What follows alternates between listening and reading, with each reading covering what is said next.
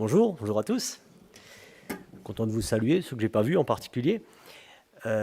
C'était normalement Alain qui devait apporter le message ce matin. Je suis content de le remplacer, de vous lire ce que ChatGPT a prévu. Non, c'est pas vrai. Non, par contre, je suis particulièrement reconnaissant de vous montrer que l'intelligence de deux frères conduite par l'Esprit de Dieu arrive vraiment à se rejoindre alors qu'on ne s'est pas du tout consulté. Vous allez voir les liens entre la présidence conduite par Josué, puisque le Seigneur m'a mis à cœur pour ce matin. Je voudrais quand même commencer par prier. Seigneur, nous avons pu déjà chanter fort, rappeler ton nom ce matin, ton amour, rappeler que Christ seul nous suffit et que c'est par lui, par la foi en Christ, que nous pouvons nous approcher du Père. Seigneur, nous voulons encore te remercier et entendre ta parole ce matin, bénir aussi tous ceux qui vont entendre ta parole. Je te demande vraiment de disposer les cœurs à recevoir tout ce qui vient de toi et tout ce que tu voudrais dire à chacun. Amen. Alors, nous avons l'habitude de terminer toutes nos prières ou de faire savoir qu'on partage ce qui vient d'être dit dans la prière de quelqu'un d'autre par justement cette formule « Amen ». Ainsi soit-il, qu'il en soit ainsi, vous venez de le faire. Mais vous connaissez tous, j'en suis sûr, ce jeu télévisé qui a été retransmis quotidiennement entre les années 2000-2010 et ensuite à l'occasion de quelques soirées de soutien à des œuvres, et qui finissait aussi toujours, alors l'animateur posait des questions, il finissait toujours par la même question. Est-ce que c'est votre dernier mot? Alors vous l'avez sans doute reconnu. Merci. Vous avez sans doute reconnu le jeu dont je parle, Qui veut gagner des millions? Alors c'est un jeu qui a été produit, je l'ai appris en préparant, produit et diffusé dans plus de 120 pays. Il a été le sujet aussi d'un film.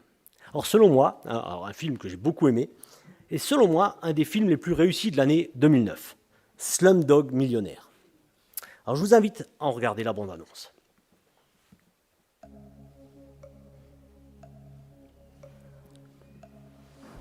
Welcome to Who Wants to Be a Millionaire? On the world's biggest game show, how does a boy from the slums know all the answers? Are you nervous? Am I nervous? Oh, yes. On an American $100 bill, Smile! there is a portrait of which American statesman? Behind every answer Benjamin Franklin. You're absolutely right! is another unforgettable story.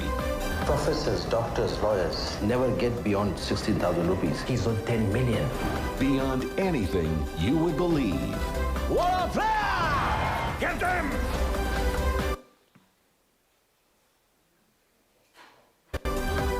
Remember, if you answer wrong, Let it go! you lose everything. Just like this. Letting off! What the hell can a slumdog possibly know? The answers. I knew the answers.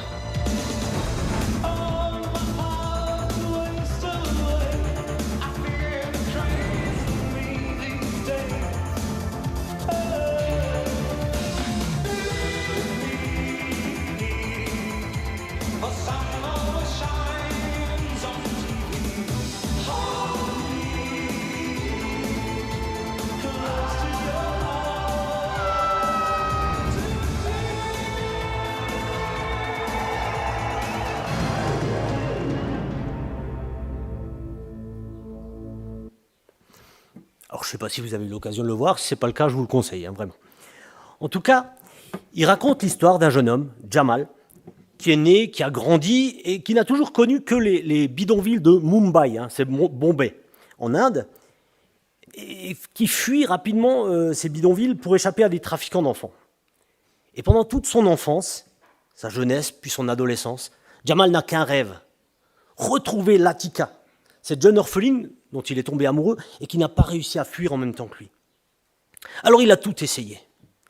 Et au final, il imagine une solution surprenante pour retrouver son amour, participer au plus grand show télévisé du pays, Qui veut gagner des millions, en espérant qu'elle le verra. Il atteint la question finale à 20 millions de roupies, mais il est arrêté par la police qu'il soupçonne de tricherie, et c'est vrai. Comment un jeune issu des bidonvilles, qui n'a aucune culture, aucun moyen, pourrait répondre à toutes les questions. L'action principale du film se situe au moment de l'interrogatoire dans le commissariat de police. Et le film est constellé de flashbacks qui montrent à la fois les questions et le déroulement de l'émission, qui veut gagner des millions, et tous les moments douloureux et tragiques de la vie de Jamal, qui lui permettent de connaître toutes les réponses aux questions posées. Par son expérience et les épreuves de sa vie dans les bidonvilles, il peut répondre à toutes les questions posées et devient ce slumdog millionnaire, ce chien de taudis, comme ça pourrait être traduit, millionnaire. Alors je vous invite ce matin à un survol des chapitres 8 et 9 de l'évangile de Matthieu. Nous sommes juste après les chapitres 5 à 7, où Matthieu nous raconte le passage bien connu sous le nom de « Sermon sur la montagne », les enseignements de Jésus sur le royaume de Dieu. Il illustre ici ces enseignements à partir d'une série de personnes qui voient Jésus comme il est vraiment. Et on trouve pas mal de similitudes avec cette histoire qu'on vient de résumer. On est un peu dans une version du 1er siècle de Slumdog Millionnaire. Matthieu nous y raconte toute une série d'histoires, nous fait rencontrer toute une série de parias, de slumdogs, qui au premier coup d'œil semblent juste avoir tiré la mauvaise carte, semblent vraiment partis pour une vie de misère. Matthieu choisit de nous parler de ces exilés, ces exclus de la société, et dont il fait lui-même partie, ces bannis qui étaient plus ou moins durement éprouvés. Il choisit de nous présenter leur rencontre avec Jésus pour bousculer nos certitudes. Il nous appelle à faire comme ces parias, à reconnaître Jésus comme il est vraiment. À l'inverse des gens de la foule, bien pensantes, ou des responsables religieux qui ne voient rien. Les pauvres, ces parias, ces slumdogs, sont prêts à voir Jésus tel qu'il est vraiment, parce qu'ils sont des parias, justement. Le premier personnage qui nous est décrit dans ce passage est un lépreux. Je lis à partir du verset 2. « Et voici qu'un lépreux s'approcha et se prosterna devant lui en disant « Seigneur, si tu le veux, tu peux me rendre pur. » Jésus tendit la main et le toucha en disant « Oui, je le veux, sois pur. » À l'instant même, il fut guéri de sa lèpre. Alors à l'époque, la lèpre, c'était une maladie incurable, très contagieuse. Cette maladie passait par différentes étapes au cours de laquelle le malade souffrait, était défiguré au point de perdre toute apparence humaine. Et très souvent, il en mourait. Compte tenu de la possibilité de contagion, le malade, dès qu'il était diagnostiqué, était aussitôt exclu, séparé de sa famille, rejeté par les autres et toute activité de la vie sociale. Cette maladie faisait aussi d'eux des exclus des cérémonies religieuses, très importantes dans la vie des Juifs. Déjà dans les textes de l'Ancien Testament, on peut lire dans le Lévitique, les lépreux étaient déclarés impurs et étaient condamnés à vivre à l'extérieur du camp du peuple d'Israël. Les lépreux n'avaient d'autre choix que de se retrouver entre eux pour survivre et peut-être trouver une forme de réconfort. Dans un autre passage de la Bible, Jésus rencontre 10 lépreux, en Luc 17. Mais dans ce passage, on ne nous parle que d'un seul lépreux. Une seule personne, peut-être un personnage solitaire, rejeté par tout le monde, dans le plus haut degré de la souffrance humaine. Et pourtant, ces épreuves, ces accidents de la vie avaient rendu son cœur humble et prêt à reconnaître Jésus. Il admet spontanément qu'il est impur et adore Jésus comme son Seigneur. Il fait preuve d'une grande confiance en Jésus, d'une grande foi. Il a la certitude que Jésus peut le guérir. Il fait aussi preuve d'une grande audace en allant vers Jésus et la grande foule qui le suit, verset 1. Il savait qu'il allait contre la loi. Et il le fait, malgré l'opposition certaine à laquelle il s'expose. Et lui n'a rien à offrir à Jésus en retour. Il s'appuie sur la grâce de Dieu, et c'est tout. Et Jésus réagit immédiatement à cette manifestation de la foi. Il le guérit d'un simple geste et d'un simple ordre. C'est Jésus qui fait un geste vers lui. Jésus tendit la main et le toucha. Et par cette parole, il manifeste sa grande bonté à l'égard de ce pauvre homme. Je le veux. Ensuite, Matthieu nous raconte l'histoire de cet officier romain qui aborde Jésus et le supplie de venir guérir son serviteur atteint de paralysie et qui souffre terriblement. Au verset 6. C'était un soldat, un officier de l'armée romaine, de l'armée d'occupation, au service d'Hérode, le gouverneur de la Galilée, bien connu pour sa méchanceté. C'était un non-juif, un commandant de cette armée qui plus tard crucifiera Jésus. Il aborde Jésus et rappelle son autorité sur certains hommes, sur ses hommes et sur ses esclaves. « J'ai des soldats sous mes ordres. Si je dis à l'un pars, il part. À un autre viens, et il vient. Un bon esclave fait ceci, et il le fait. » Et pourtant, c'est un homme soumis à l'autorité de ses supérieurs. En effet, moi aussi je suis un homme soumis à des supérieurs. Son expérience de l'armée lui avait appris à respecter l'autorité, mais elle lui avait aussi et surtout enseigné le respect des personnes, même de conditions plus humbles, puisqu'il s'humilie pour le bien d'un de ses serviteurs, lui qui aurait sans doute pu facilement le remplacer, en trouver un autre. Et encore, il reconnaît l'autorité encore supérieure de Jésus, puisqu'il l'appelle Seigneur au verset 8. Et il lui dit « Je ne suis pas digne que tu entres sous mon toit ». Et il reconnaît sa toute-puissance en disant « Mais dis seulement un mot et mon serviteur sera guéri ». Son histoire, toutes les épreuves traversées, les guerres probablement, l'avaient rendu humble, soucieux du bien des autres. Même les plus petits, il l'avait préparé à sa rencontre avec Jésus. Il avait lui aussi la certitude que Jésus pouvait guérir son serviteur d'un seul mot, sans même avoir besoin de venir le voir. Et Jésus répond à la hauteur de la foi sincère de cet homme, puisqu'on lit au verset 13, « Jésus dit à l'officier, « Vas-y, et sois traité conformément à ta foi. » Et au moment même, le serviteur fut guéri. Puis c'est toute une foule de personnes malades et possédées qui viennent voir Jésus, reconnaissant qui il est et qu'il peut les guérir. C'est cette démarche de foi sincère qui amènera Jésus à guérir tous les malades, nous dit le verset 16. Parmi eux, Jésus soigne la forte fièvre de la belle-mère de Pierre. L'évangile de Jean nous précise que c'est à la demande d'autres personnes, elles aussi persuadées que Jésus allait la soigner, qu'il intervient en sa faveur. Luc 4, verset 38. La belle-mère de Simon avait une forte fièvre et on lui demanda d'intervenir en sa faveur. Et je reprends dans Matthieu 8, verset 15. Il lui toucha la main et la fièvre la quitta. Elle se leva immédiatement et se mit à les servir. Elle aussi, immédiatement guérie, elle se met à les servir. Elle reconnaît dans Jésus son Seigneur. Et juste après ces guérisons, Jésus embarque avec ses disciples pour traverser la mer de Galilée. Je lis à partir du verset 23. Il monta dans une barque et ses disciples le suivirent. Tout à coup, une grande tempête se leva sur le lac et les vagues passaient par-dessus la barque. Pendant ce temps, Jésus dormait. Les disciples s'approchèrent de lui et le réveillèrent en criant « Seigneur, sauve-nous, nous sommes perdus !» « Pourquoi avez-vous peur ?» leur dit-il. « Votre foi est bien petite. » Alors il se leva, parla sévèrement au vent et au lac, et il se fit un grand calme. Saisis d'étonnement, ceux qui étaient présents disaient « Quel est donc cet homme pour que même le vent et le lac lui obéissent ?»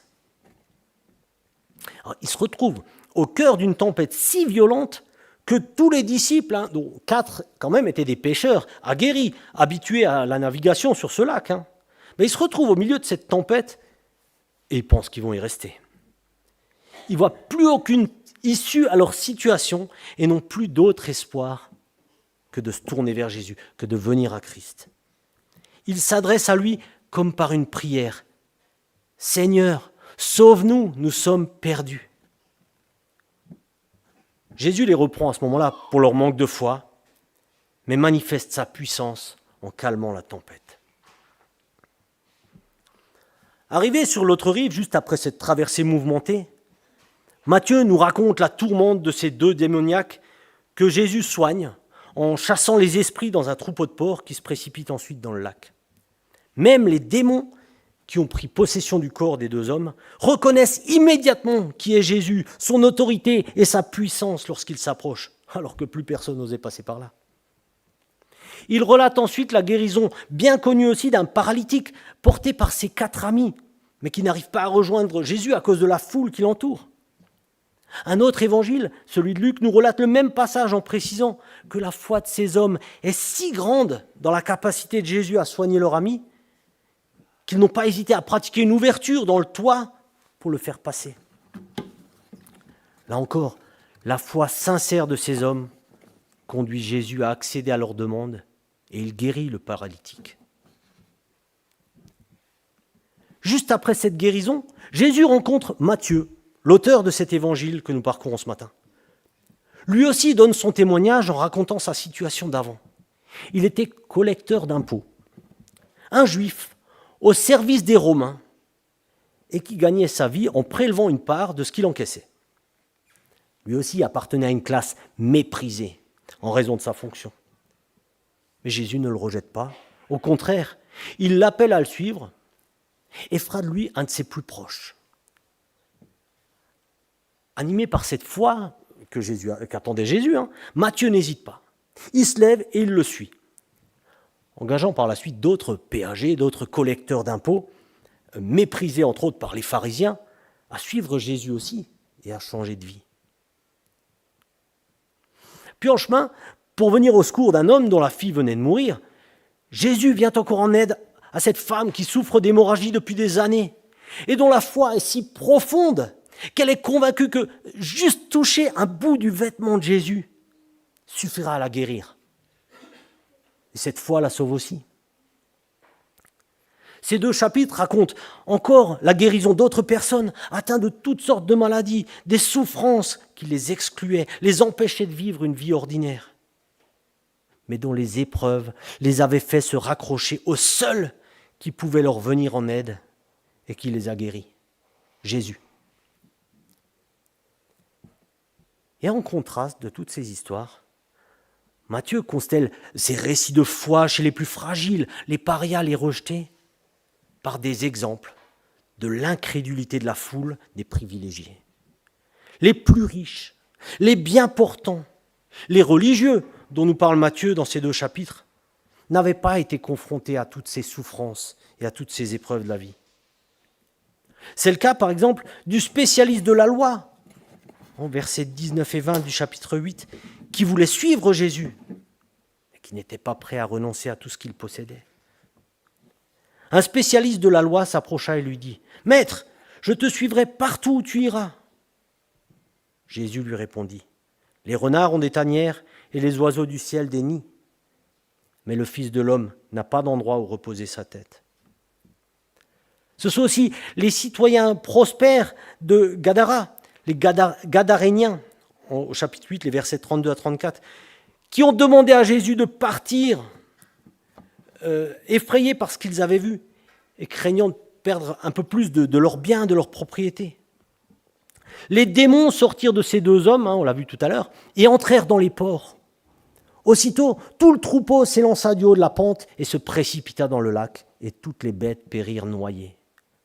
Les gardiens du troupeau s'enfuirent, coururent à la ville et allèrent raconter tout ce qui s'était passé, en particulier comment les 2 hommes qui étaient sous l'emprise des démons avaient été guéris.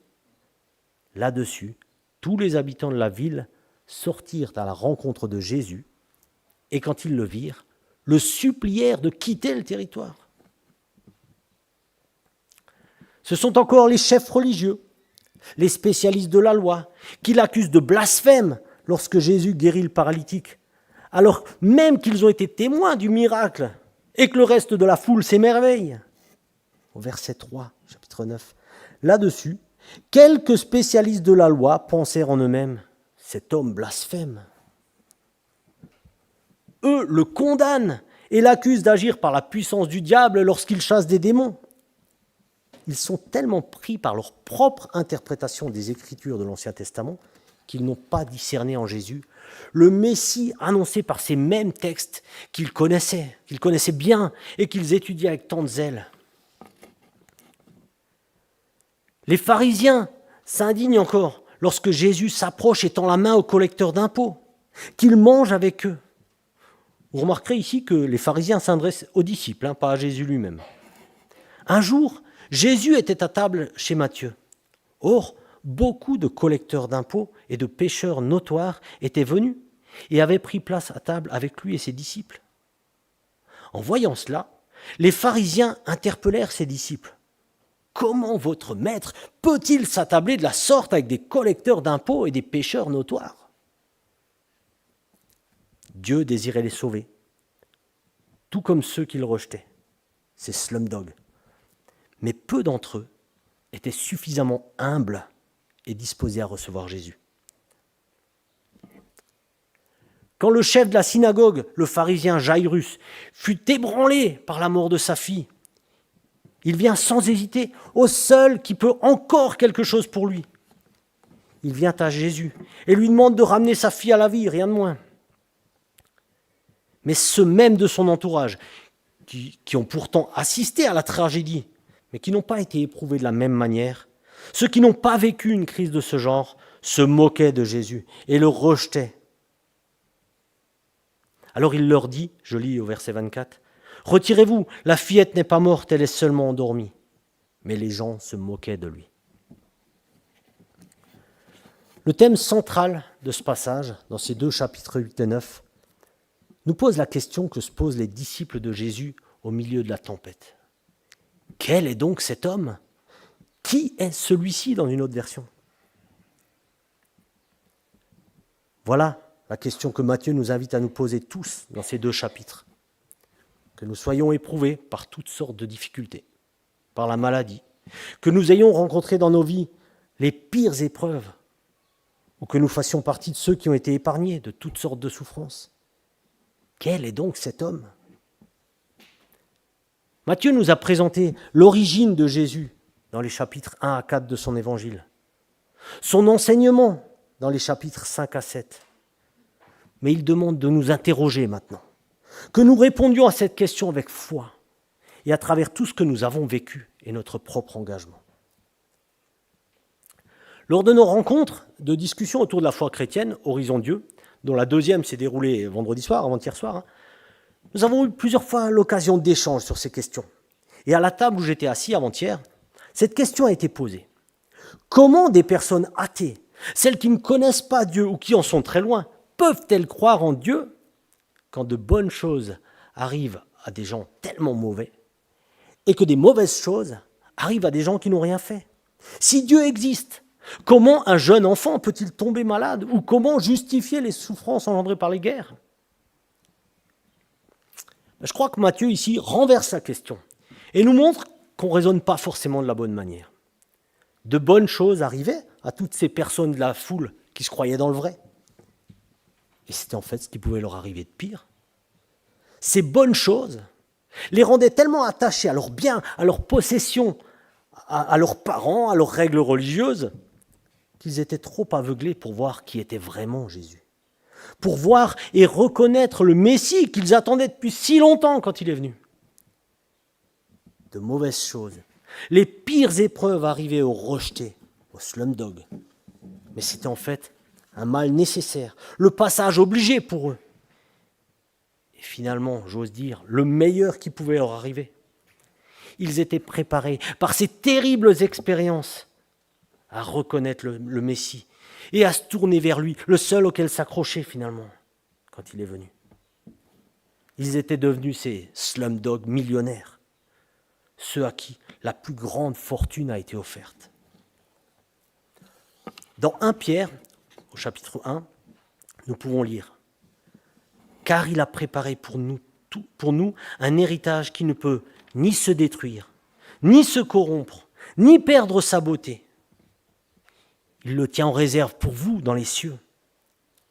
Vous qu'il garde par sa puissance au moyen de la foi, en vue du salut qui est prêt à être révélé au moment de la fin. Voilà ce qui fait votre joie.